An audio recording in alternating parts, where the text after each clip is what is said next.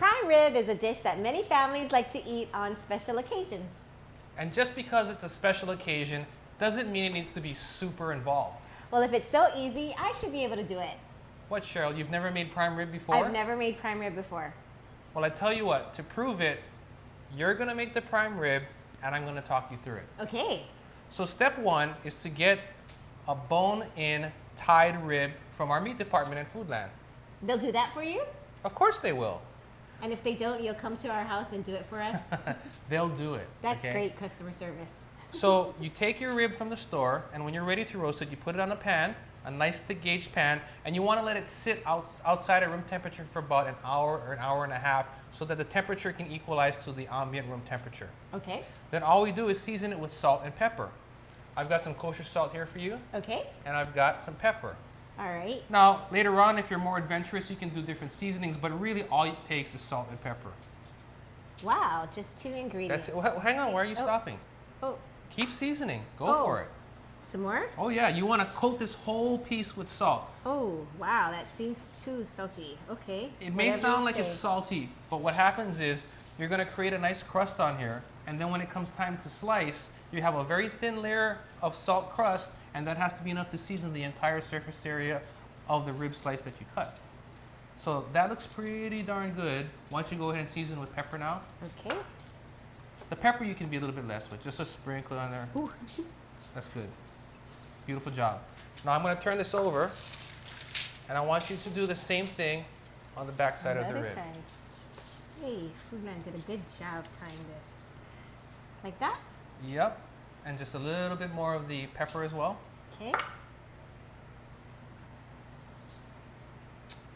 Looks great. Okay, so now our rib is ready to go in the oven. Okay. I have the oven preheated to 500 degrees. We're going to put it in for 30 minutes. Then I'm going to drop the temperature to 325 and go for another 30 minutes so that it can slowly cook without really browning the outside. And for the last 15 to 30 minutes, we're going to take the temperature back up to 425 until we get an internal temperature of 125 degrees. So how do you know when it's an internal temperature of 125 degrees? You're going to push on it.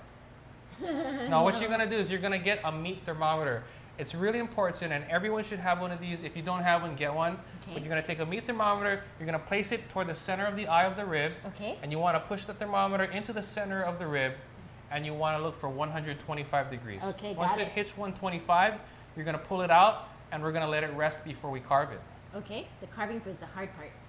But we'll show you how to carve in the next segment. Okay, let's put it in the oven. All right. And don't forget, the oven's 500 degrees, so you got to be careful when you put it in.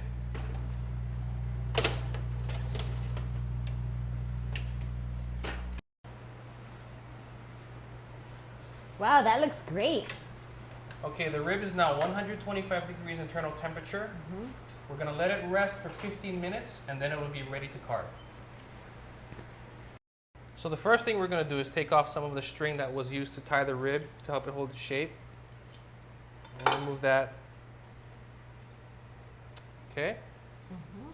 And now there's this first bone here that we want to take off. So I'm going to run the knife just along the bone. And I will remove that bone, okay? At that point, I can go ahead and start cutting slices of rib.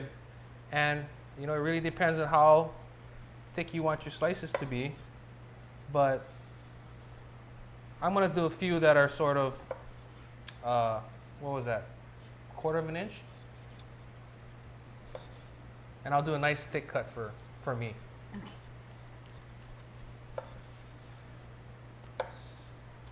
And that's it, cutting the ribs real simple. Now, as you go down the rib, you can take more of these bones out. And if you really want to go for it, sometimes I'll just cut a really big, fat 1 inch or 1.5 inch slice with the rib attached if I'm really hungry. For this recipe and more, visit us at Foodland.com.